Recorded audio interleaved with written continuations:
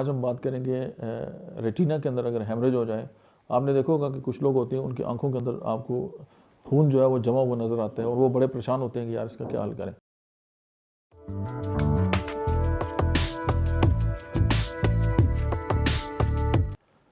बिस्मिल्लाहिर्रहमानिर्रहीम, अस्सलाम वालेकुम। मेरा नाम डॉक्टर अहमद इजाज़ है और आज हम बात करेंगे रेटिना के अंदर अगर हेमरेज हो जाए। आपने देखा होगा कि कुछ लोग होते हैं उनकी आंखों के अंदर आपको खून जो है वो जमा हुआ नज़र आता है और वो बड़े परेशान होते हैं कि यार इसका क्या हल करें।